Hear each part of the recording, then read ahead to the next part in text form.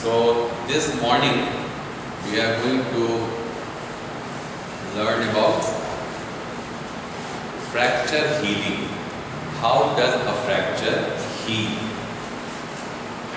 I told you earlier that whenever there is breakage in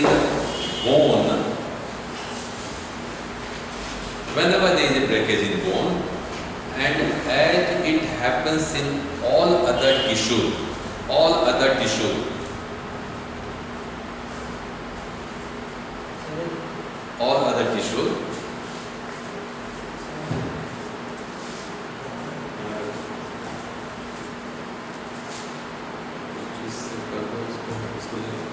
हो जाएगा sir, नहीं आ रहा, ठीक, it's fine. All time.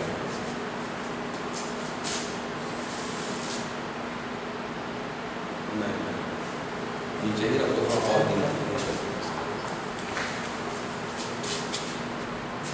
ठीक है?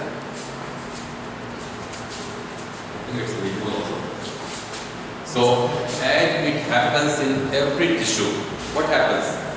Mother Nature has a tendency to heal the injury. It happens in skin, it happens in subcutaneous tissue, it happens in muscles, soft parts, nerves, bones, arteries, everywhere. So this morning we are going to concentrate on how Mother Nature helps to heal or unite a fracture. So as this algorithm depicts, what is this? This is a bone, and that is the broken end, and these are two. What are these two? They are cortex.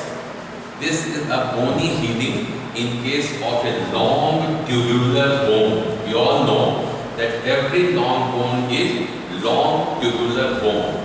So being a long tubular bone, when we cut a longitudinal section, what happens? You can see the two cortices of the proximal fragment and the two cortices of the distal fragment. So biologically we have divided this whole sequence of events in three phases. The first phase is the hemorrhagic phase. You all know, and as I told you earlier, the bone is a lively tissue. It's full of all the arteries, all the veins, all the neuronal tissue, everything what other tissues have, bones also do have. So whenever there is breakage in bone, the first thing which happens is there is exsanguination and bleeding bleeding from the surrounding margins. Firstly of bones, secondly of, this is the periosteal covering. You know, every long bone has a periosteal covering. So periosteal covering, usually it breaks. But as I told you, in incomplete fracture, since the bone itself has not completely broken, so this periosteal covering may remain intact in those cases. But usually, much more often than not, it does break. There is a breach in periosteal covering, and that is tear in periosteal covering. So no sooner than the fracture has occurred, there is always extravasation of blood in the surrounding tissue. This is the all blood cells and the plasma. Then you must have seen in the cortex, I told you earlier, the cortex has osteocytes. You find difference that these are live osteocytes, these are dead osteocytes. What's the reason? The reason is, I told you earlier, that the bone cortex derives its nutrition, it derives its khana खुराक जो कहें, it derives its nutrition from two ends. दो तरफ से उसको खाना मिलता है, blood supply होती है. The first is periosteal blood supply. The rich vasculature which enters first in periosteum, that gives blood to the cortex. And the second cortical blood supply comes from एंडोस्टियल। यहाँ जो एंडोस्टियल सरफेस जो है उससे इसको blood supply मिलता है। Endosteal and of course osteal you can say the blood supply through the Haversian system, because interspersed in this cortex is so many thousands of Haversian systems. So these Haversian systems and endosteal blood supply, they go on to give nutrition to every osteocyte of the bone. अब देखो what happens as soon as there is a fracture, this periosteal stripping takes place. ऐसा तो नहीं होता है कि periosteum एकदम बिल्कुल तलवार की तरह बिल्कुल यहीं कटेगा और यहीं तक रह जाएगा. There is always periosteal stripping. Periosteal layer जो है वो bone से stripped off हो जाता है. You can say that till now the periosteal covering was maintained, but right from this place the periosteum has started being stripped off. वो cortex से उठ गया. This periosteal stripping gives one thing very common, is loss of blood supply to the underlying bone. And as we are reaching towards the fracture site, what's happening? What we are seeing is the osteocytes near to the fracture end, they no longer get their blood supply. Hence they are dead. तो ये osteocytes dead हो गए. But of course the proximal ones or the distal ones, जो कि of course they are getting blood supply, what happens? They remain alive. अब देखो और क्या क्या हो रहा है. We should concentrate on this vicinity. जब यहाँ पे hematoma collection आ गया, तो hematoma collection के बाद what are the things you expect? And I am sure you must have read in pathology wound healing, the first phase is hemorrhagic or inflammatory phase, है ना? तो जैसे ही hematoma यहाँ पे आ गया, यहाँ hematoma आने के साथ सारे what is this healing?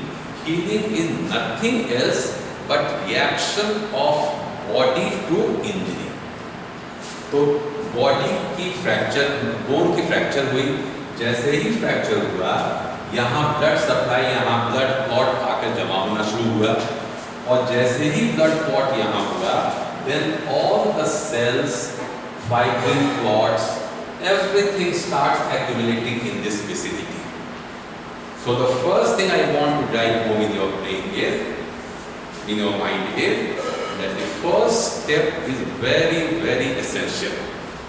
The collection of hematoma, जो hemorrhagic phase जिसको कहते हैं, that is very much in the vicinity. And as there is collection of hematoma, there are so many inflammatory cells, they just come and concentrate here. What are these inflammatory cells? Lymphocytes, plasmacytes, neutrophils, mast cells. All these cells they come to this factor, this region. And what was noted is, you know what is the pH of blood? It's alkaline or acidic? It's alkaline. So simple, 7.4 being alkaline. What happened? The milieu, which was naturally an alkaline one, during this inflammatory phase, in this vicinity, this turns to an acidic medium. This is very, very important change. The important change is, जो alkaline medium था यहाँ blood का, as we know, every body tissue, body fluid is alkaline.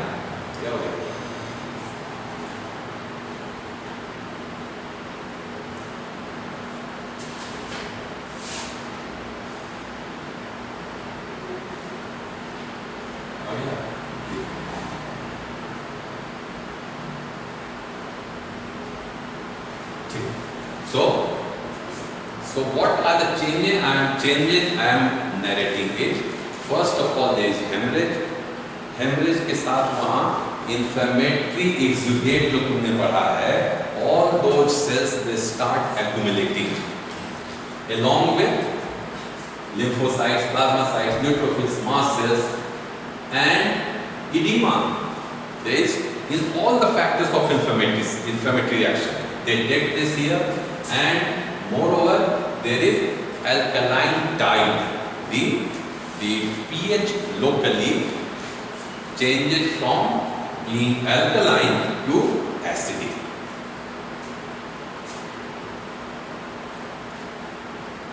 And what happens? So these one or two things I would like you to appreciate. सबसे पहले healing के लिए ये haematoma का होना जरूरी है, और इसका इम्प्लीकेशन कहाँ पे ज़्यादा दिखाई देता है? What I have just narrated, it's a closed fracture. It's a closed fracture. मतलब कि as I told you, there are two types of fractures. One is closed, one is open. Open की क्या खूबी है? Open में क्या होता है कि there is some communication from interior to the exterior. क्या मतलब हुआ इसका? कि whatever hematoma was forming, it has drained outside, isn't it? If a fracture is open, if a fracture has ruptured the skin, subcutaneous tissue, muscle, everything, and it has come out, the first phase hemorrhage वहाँ भी हुआ. It's not like the hemorrhage वहाँ नहीं हो रहा है.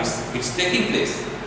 But instead of making a hematoma collection at the fracture site, this hematoma is going west. It's going out, isn't it?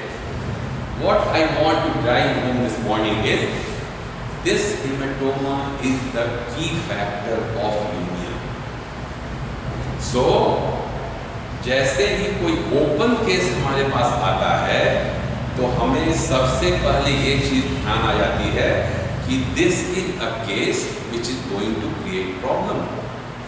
क्यों?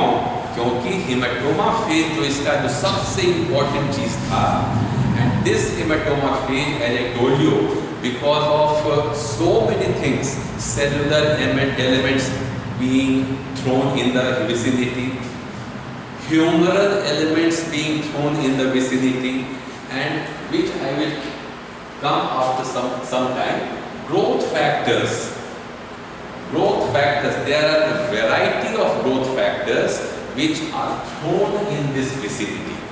ये सब क्यों? क्योंकि there is hematoma.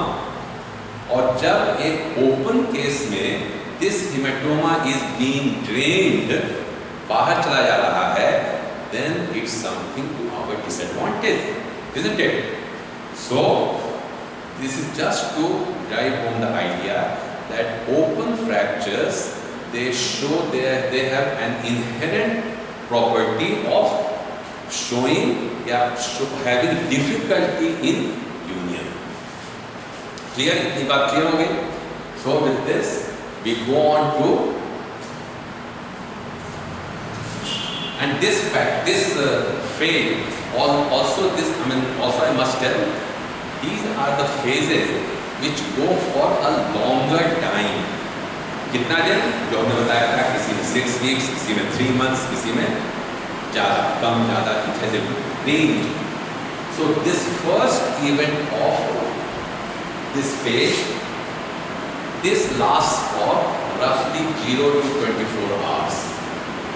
0 to 24 hours तक hematoma accumulates.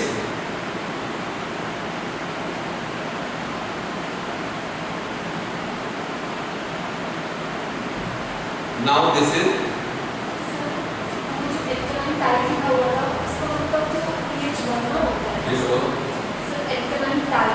हाँ pH बढ़ना, pH बढ़ना नहीं, pH घटना, तब तो एसिडिक होगा ना वो, नहीं समझे?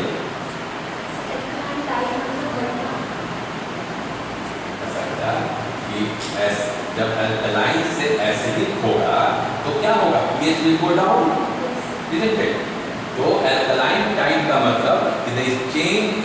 milieu of the hematoma. A hematoma, what was originally alkaline, we all know that hematoma was originally all alkaline. During this phase, what happens? There is change in the alkalinity towards acidity of this.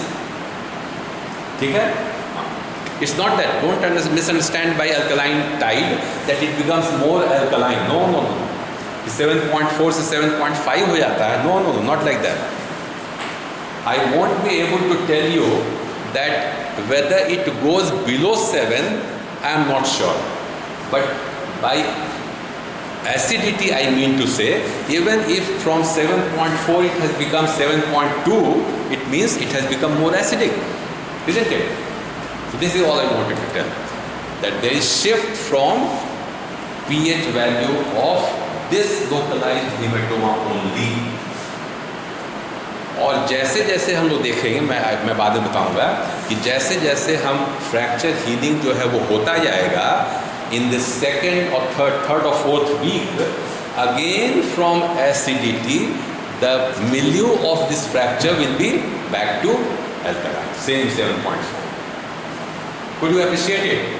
So what I mean, the whole gamut of research is taking place कि what are the triggering things of union.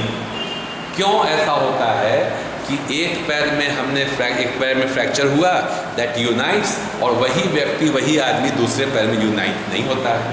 We do come across complications of fracture union, but what's the reason?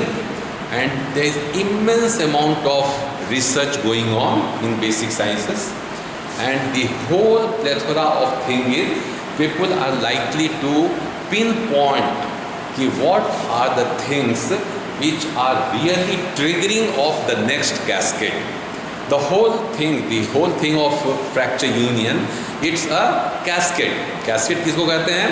एक कोई चीज हुआ, वो दूसरे को trigger कर दिया, वो तीसरे को ट्रिगर किया, and ultimately what happens? We have a full scale callus formation. Could you follow it?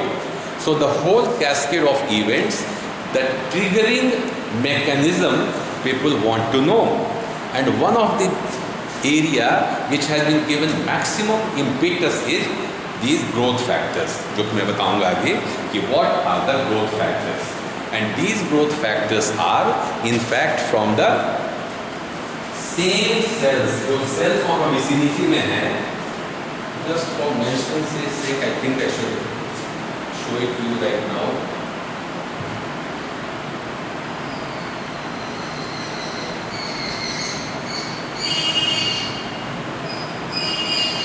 These are वैसे there are so many numbers of growth factors, but these 5 I think they are the most important ones, and this you can understand that PDGF is platelet derived growth factor coming from platelets, as the name implies. Fibroblast growth factors, where do they come from? From fibroblasts. Transforming growth factor beta, TGF beta, transforming growth factor beta. So all this is as this chart depicts. The first three, they emanate from clot. They are essential for granulation tissue. That is the next phase I am going to tell.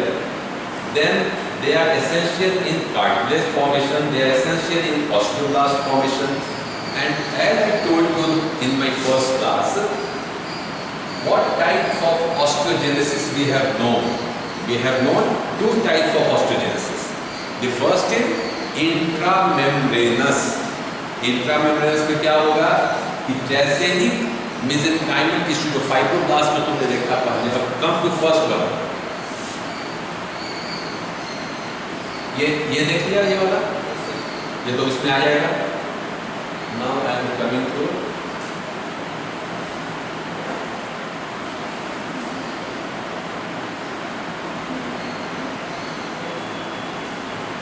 this is the whole arena. The whole arena यही है.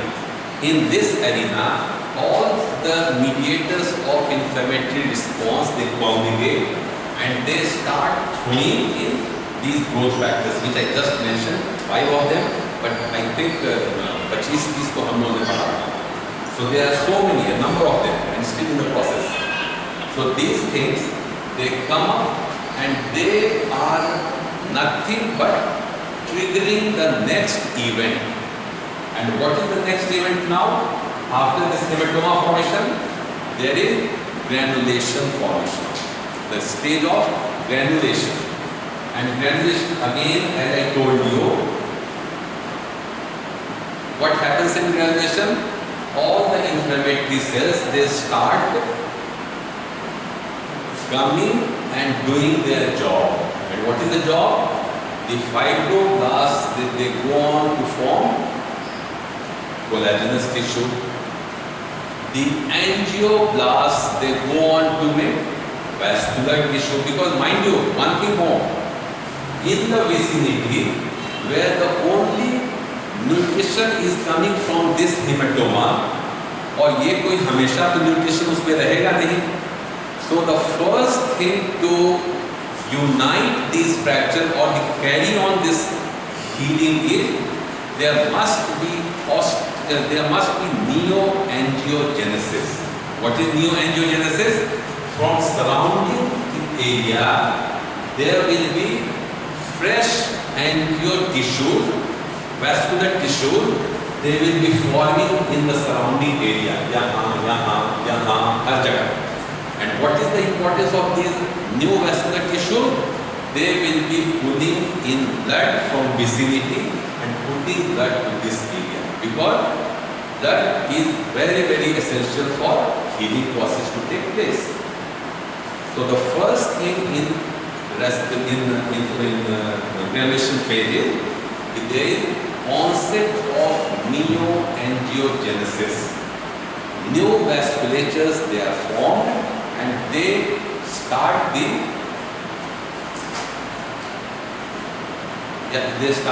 pouring in blood in this vicinity.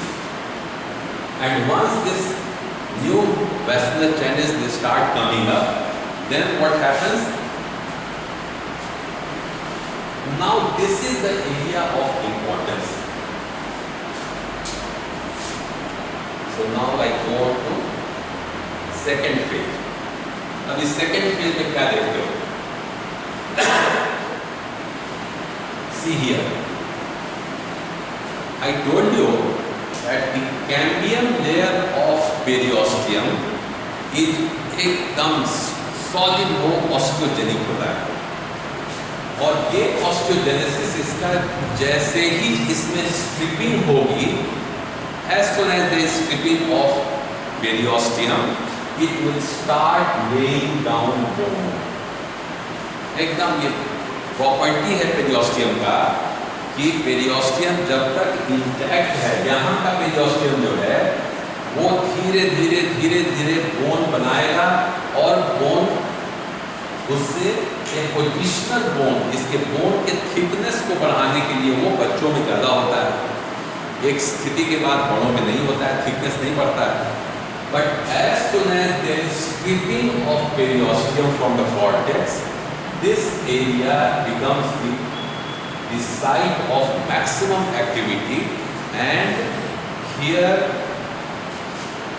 intramembranous bone formation starts taking place. And what is intramembranous bone formation? From mesenchymal tissue of that cambium layer of periosteum, direct osteogenesis, direct bone formation. There is no intervening period of chondrogenesis. बात समझ आ गई? As a rule, जब इंट्रामेम्ब्रेनस ossification होता है तो उसमें क्या होता है कि first mesenchyme turns to intracartilaginous ossification जब होता है तो फर्स्ट मेसेंकाइम फिर मेटाप्लीजिया से क्या होता है, वो बनेगा कॉन्ड्रोब्लास्ट. फाइब्रोब्लास्ट जो है वो कॉन्ड्रोब्लास्ट बनेंगे. Chondroblast will lay down cartilage, and this cartilage फिर उसको रिमॉडल करके फिर ये बोन बनेगा, ऑस्टियोब्लास्ट बनेगा. This is intracartilaginous ossification. तो बाकी जब होंगे तो इंट्राकार्टिलेजिनस ऑसिफिकेशन होगा, लेकिन एट द एरिया जहां की पेरियोस्टियम स्ट्रिक्ट हुआ है वहां पे direct bone formation, so to say intramembranous ossification के द्वारा सीधे बोन बनना शुरू हो जाएगा। And what happens in other phases, the other places, you see, since this part of bone was avascular, I told you earlier, हर fracture में ये fracture end is always avascular, एकदम बिल्कुल ये सत्य है कि कहीं भी फ्रैक्चर होगा तो तुम देखोगे कि fracture and I am telling, अब वो कितनी दूर तक वो डेड होगा, दिस विल डिपेंड ऑन कि कितना ज्यादा ब्लड उसका डिवैस्कुलराइज हुआ है। यदि उसकी वैस्कुलैरिटी मेंटेन्ड है तो बहुत कम होगा, जस्ट इतना होगा, और कम होगा मतलब यहाँ से ब्लड जहाँ तक पहुँच पाएगा वो वैल्यूल होगा, जहाँ तक नहीं पहुँच पाएगा वो dead. So this dead bone will start showing atrophy. यहाँ पर जैसे ही डेड बोन हो गया तो बॉडी की जो एक सबसे बड़ी चीज है कि वो अपने डेड बोन को वो अपना मानना बंद कर देता है। The first thing, very peculiar thing in our body is कि वही बोन जब तक वायबल है तो तब तक हमारे डिफेंस मैकेनिज्म जो है उस बोन को अपना मानते हैं। They won't touch him, they won't do any harm to him. The moment a bone becomes dead because of non-vasculature या less vasculature, जैसे ही वो डेड हुआ, same body, same humoral factor, same macrophages, they stop regarding it as their own. और क्या करेंगे वो सारे इसको खाना शुरू कर देंगे। They will start devolving that dead bone. So this end being dead will start showing atrophy. As you saw in the first diagram, it was very well made को बढ़िया एकदम सटा हुआ था दोनों, लेकिन in the weeks to follow, in granulation phase, what happens? This bone has started showing features of atrophy. Second thing, macrophages, histiocytes, fibroblasts, they all start forming collagen. Because collagen is much more needed. और तीसरी चीज क्या हो रही है कि मैंने जैसे बताया कि this area is of course intramembranous ossification. This area which was showing intramembranous ossification, but this vicinity is engaged in intracartilaginous ossification. और यहाँ क्या होगा? यहाँ अब जो कैलस बनेगा वो callus will be from collagen से, मेसेंकाइम से कॉन्ड्रोब्लास्ट, कॉन्ड्रोब्लास्ट से तब ऑस्टियोब्लास्ट। मतलब कि this will form cartilage and then cartilage will go on to form bone by chondroblast. This is known as, ये बात समझ नहीं आ रही है क्या? Intramembranous ossification and intracartilaginous ossification and condylar ossification is just a matter of state. Intramembranous में सीधे mesenchyme से सीधे बोन बन जाता है, इंट्राकार्टिलेजिनस में मेसेंकाइम से पहले कार्टिलेज बनेगा, कार्टिलेज से फिर बोन बनेगा। सो जहाँ पेरियोस्टल रिफ्लेक्शन पे हमें इंट्रामेम्ब्रेनस ऑसिफिकेशन हो रहा था, यहाँ पे इंट्राकार्टिलेजिनस ऑसिफिकेशन के द्वारा what is the new bone is in fact a soft callus. इसी को हम लोग soft callus कहते हैं। What is soft callus? The property of soft callus is कि callus, the effort of mother nature has started showing in. यहाँ पे दोनों के बीच में बोन बनने शुरू हो गए, लेकिन ये बोन तब तक इफेक्टिव नहीं होगा जब तक ये ब्रिजिंग कैलस नहीं होगा। For any bone to unite, what is essential? Callus formation होना चाहिए, and this callus must be bridging from this end to this end, तब तो उसको यूनियन कहेंगे। आ रहा है?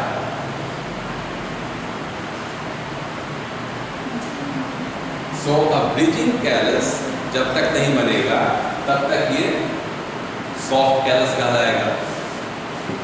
And then as you see, ये देखो नियो एंजियोजेनेसिस हो रहा है यहाँ पे।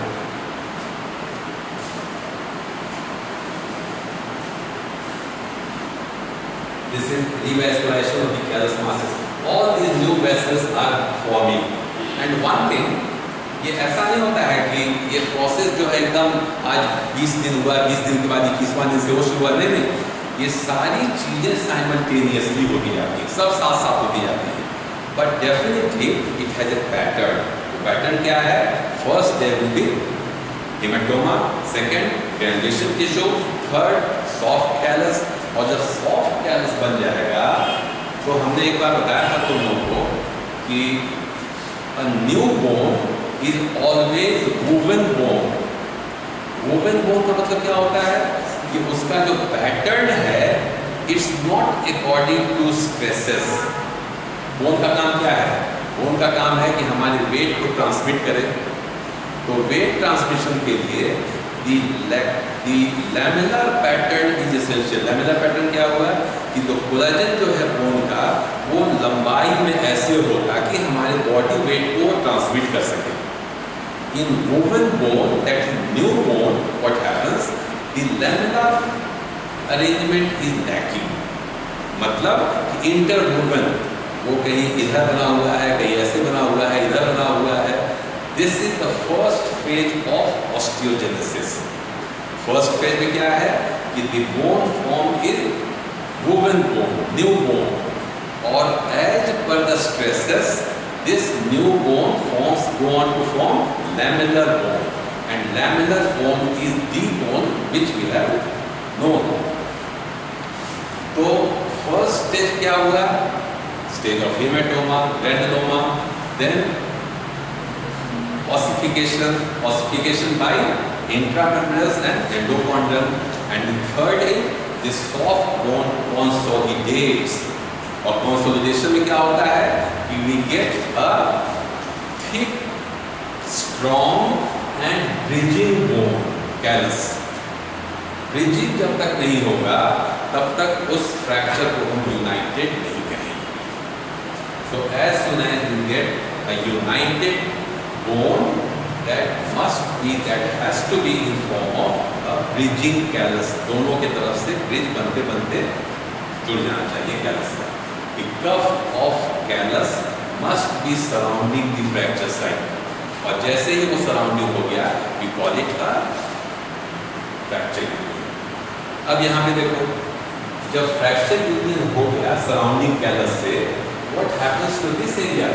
ये तो मर रहा है, ये तो 3 महीने होते होते और पतला हो जाता है, because it's dead, I told you। So if you X-ray at this stage, say 3 months, what will you see?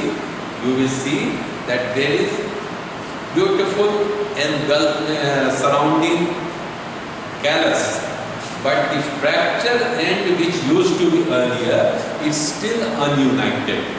Could you follow it? कि इस यहाँ पे जुड़ाव नहीं दिखाई देगा। एक्सरे जब हम करेंगे तो यहाँ पे जुड़ाव नहीं दिखाई देगा। कहाँ दिखाई देगा? It will be something like this। This callus, bridging callus, this is good enough। Don't underestimate कि bridging callus के प्रेजेंस में यदि यहाँ पे यूनियन नहीं है, इसका मतलब ये नहीं हुआ कि it's ununited. This is united. So as a rule you go on to see a fracture line. जो फ्रैक्चर लाइन जो तुम देख रहे हो, this goes on for a much longer period. All I want to tell you is despite formation of a good bridging callus, you can see the fracture line in a much longer period। So with this I think I have completed this thing। इसको मैं तुम्हें मैं दे दूंगा इस पर और तुम इसको सारे को आगे ठीक। So this is very depicted diagram और इससे तुमको फ्रैक्चर हीलिंग समझ में आ जाएगा। नाउ कमिंग टू ये जो हमने बताया, ये बताया तुमको हीलिंग विथ सेकेंडरी इंटेंशन। पढ़ा है तुम लोगों ने सॉफ्ट टिश्यू में? सॉफ्ट टिश्यू में भी जब वुंड बनता है तो we have two types of wounds. One wound is wound बना और उसे छोड़ दिया गया। छोड़ दिया गया मतलब कि इट यूनाइटेड बाय इटसेल्फ। और एक यूनियन होगा जबकि बोन्स को हमने खूब बढ़िया से ऑपरेशन करके एकदम ऐसे कर दिया, ठीक है। जैसे ऑपरेशन यदि किसी वुंड को कोई किसी को चोट लगी तो उसमें क्या होता है, it heels by secondary intention. But यदि उस घाव को हमने खूब बढ़िया से नाइसली सुचर कर दिया तो सुचर के बाद क्या होता है, it heels by primary intention. Likewise in bones, when the operative procedure has united both ends in a meticulous way, एकदम इतना बढ़िया से उसको meticulous way में उसको हमने ऑपरेट करके रिड्यूस करके और इंटरनली फिक्सेशन कर दिया, तो क्या होगा, then the healing pattern was seen in a different way। और उसमें क्या हुआ, हीलिंग बाय प्राइमरी इंटेंशन में क्या उन्होंने देखा कि there is no external callus. बात समझ आ गई? जिस प्रकार एक नाइसली स्टिच्ड वुंड में स्कार बहुत हल्का बनता है, जैसे मान लो किसी आदमी को एक बहुत लैसरेटेड वुंड हुआ हाथ में, बॉडी में, कहीं भी, and that was allowed to heal like this, उसे स्टिच नहीं किया गया, उसे रिपेयर नहीं किया गया, what will happen? There will be, heal कर जाएगा वो, but there will be a thick scar। जितना बड़ा वुंड होगा उतना बड़ा, करीब 1 सेंटीमीटर का या 2 सेंटीमीटर का, there will be a thick scar। But if this wound was nicely treated at the earlier time by suturing, then what you will find? You will find a very thin scar, very thin scar, and moreover this healing will be very quick। जो वहाँ 3 महीने और 6 महीने लगते हैं वो यहाँ a few weeks में हो जाएगा। This is the beauty of healing by primary intention। What happens when these two ends are nicely impacted by operation and fixed by a plate or by compression nail? What happens? There is the osteons right from यहाँ से जितने जो हाइब्रेशन system है ये यहाँ से बढ़ते बढ़ते सीधे इस तरफ आ जाएंगे, and there will be a direct communication between two ends and there will be bone formed in this manner। तो इस manner में bone form होगा तो क्या होगा, there will be no external callus। बात समझ आएगी नहीं समझ आएगी? So when there is healing of bones by primary intention, which happens as a result of very nice reduction of bone and very nice fixation of bone, then what happens? There is no external callus seen in the X-ray, and the bone unites by just continuation of osteons in the cortical region। सीधे bone बन जाता है उसमें, and there is no callus formation। This is healing by primary intention। And as I told you, there were all those growth factors which you have to understand that these are the growth factors which are very essential for fracture union। And if there is any defect in triggering one mechanism, then this leads to cascading of whole effect, then everything which should ensue stops and the fracture union is difficult to obtain. So with this I think fracture healing we have come across. किसी को कुछ पूछना है? I'd like to आज हम लोग बात कर लें बोन ग्राफ्ट के बारे में बात कर लें बाद में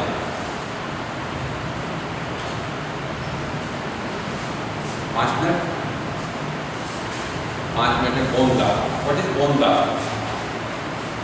Bone graft is, as you might have heard of, skin graft सुना है. Skin graft सुना है ना?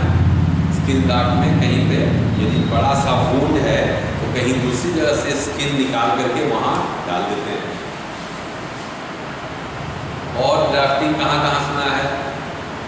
हार्ट ट्रांसप्लांट सुना है ना? Kidney transplant. क्या है ये? This is all grafting. कि एक आदमी का किसी ब्रेन डेड आदमी का हार्ट निकाल करके उसको एक डिजीज्ड आदमी के हार्ट से बदल दिया. क्योंकि किडनी 2 होती है, किसी डोनर का एक किडनी निकाल करके दूसरे को दे दिया. Likewise, we have seen that the greatest problem in orthopedic practice is how to treat bone gaps. अब जैसे मान लो यहाँ तो बोन है तब ना, यदि बोन का 6 इंचेस पार्ट टूट के बाहर निकल गया, इतना बड़ा एक्सीडेंट हुआ कि 6 इंचेस बोन जो है वो टूट कर बाहर निकल गया. So such a mutilating injury.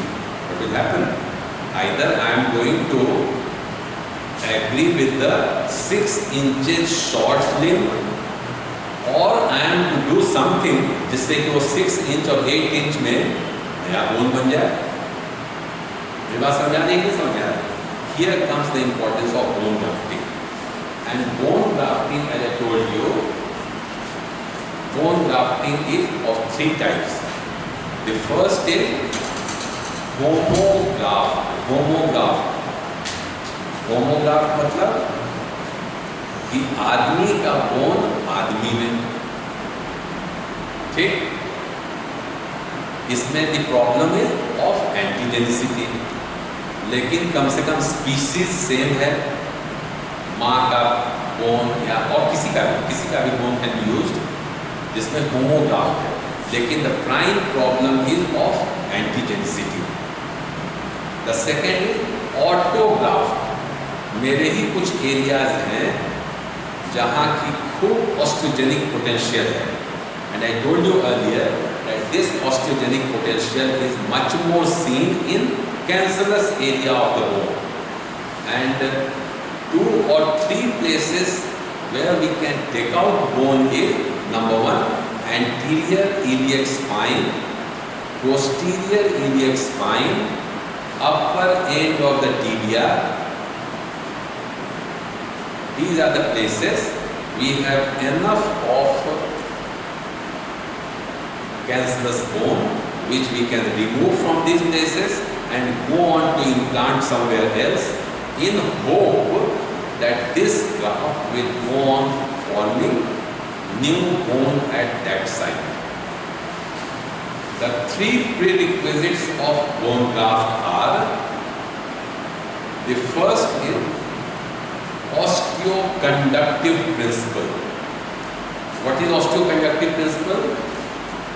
As I told you कि बोन्स जब बनती है, ऑस्टियोसाइट जब बोन ले डाउन करता है, तो this process of laying down of bone doesn't happen in space.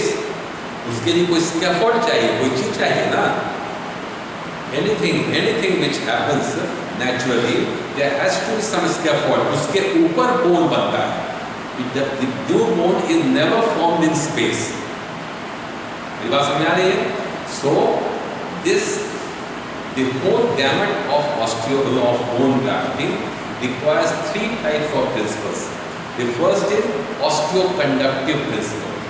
Osteoconductive principle मतलब कि बोन ले डाउन करने के लिए कोई संरचना चाहिए, कोई जगह चाहिए, कोई आधार चाहिए.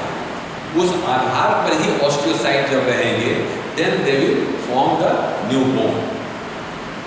The second is osteo inductive principal.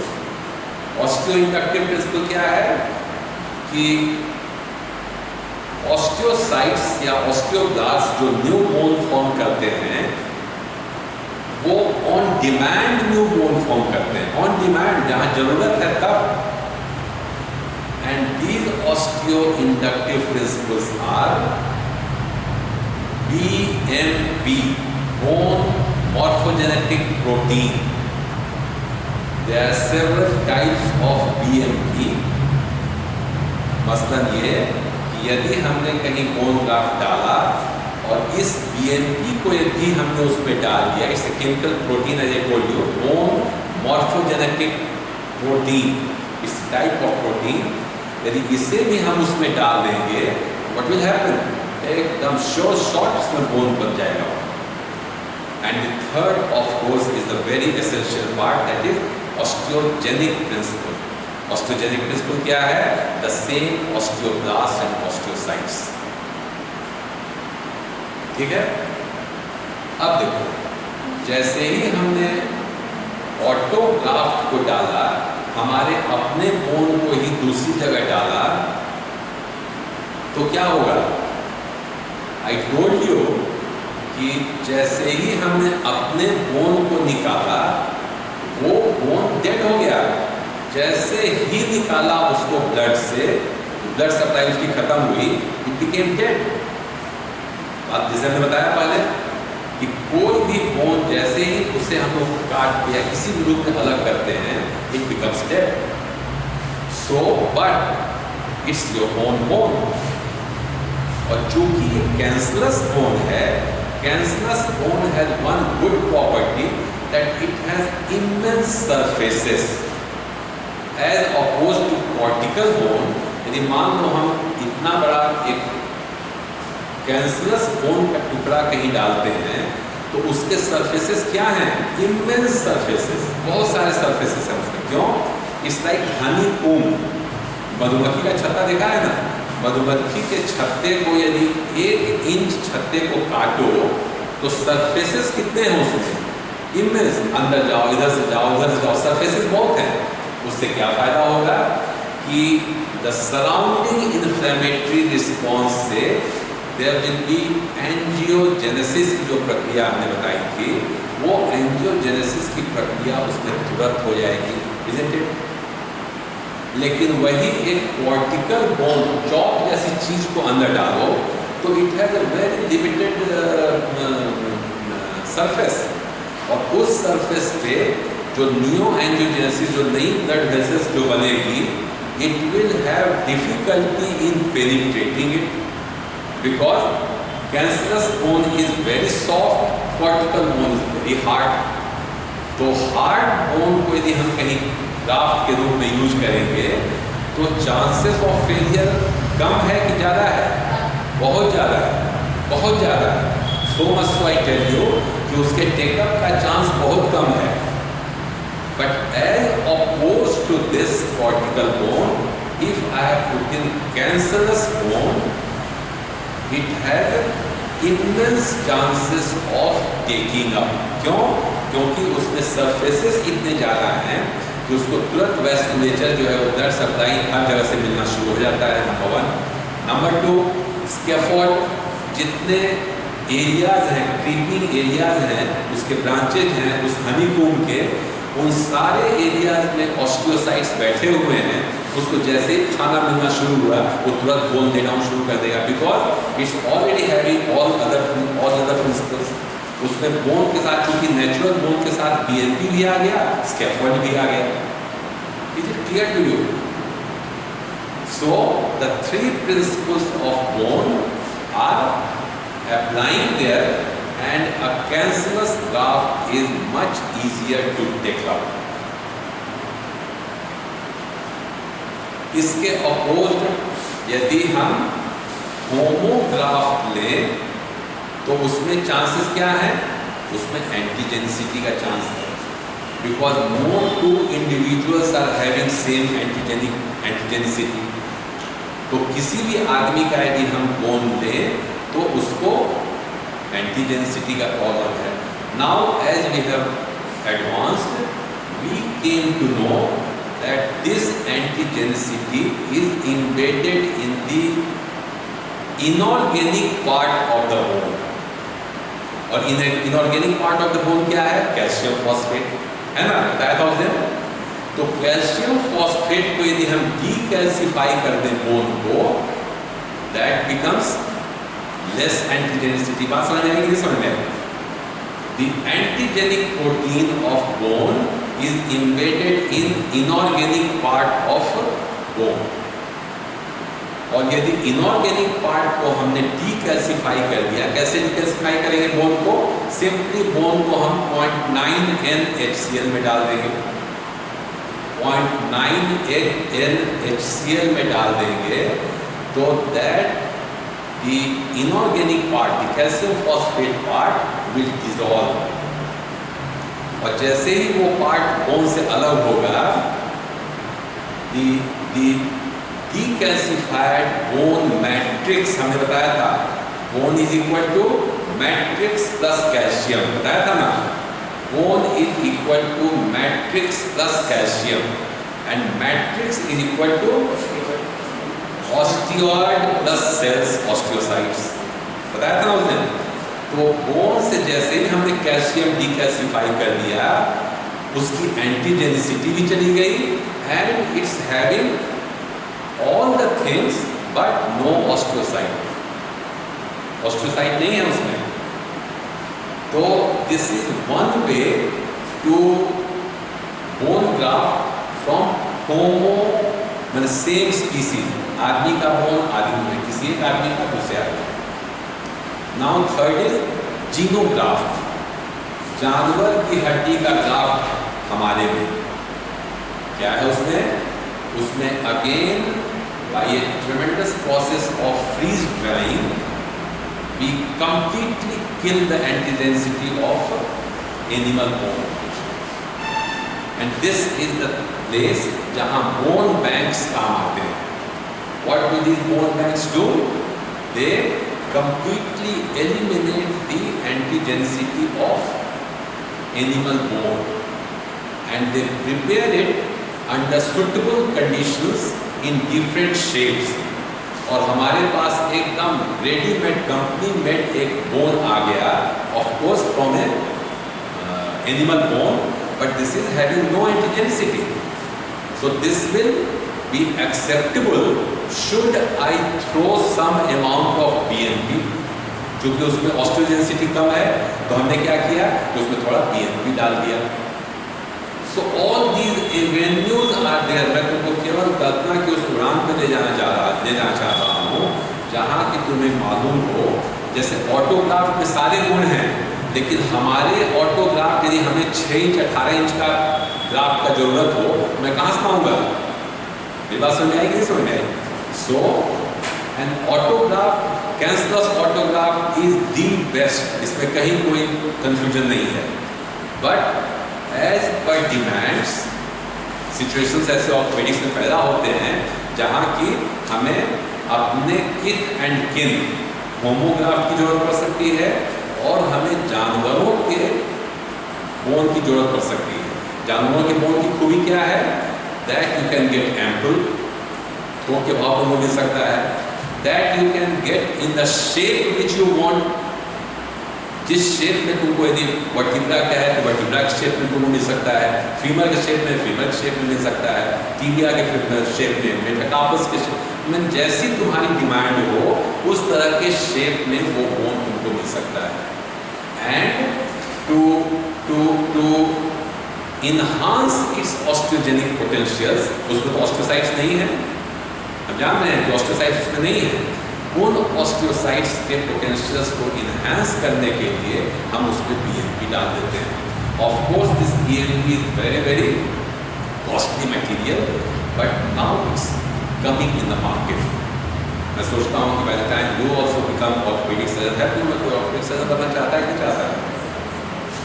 Bye the time you become orthopaedic surgeon, I am sure BNP will be available to you in a much wider scale. So in nutshell, I have taught you about fracture healing and bone grafting. पढ़ना अपने घर पे, और यदि किसी को कुछ सवाल पूछना होगा ठीक।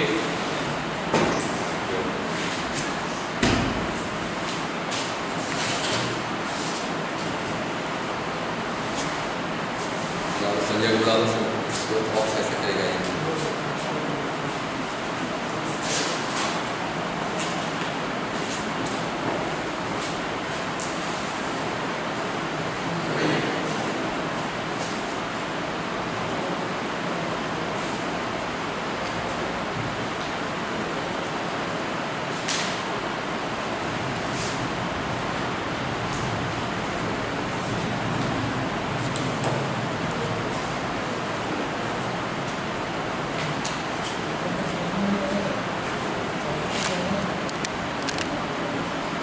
आगे बढ़ो।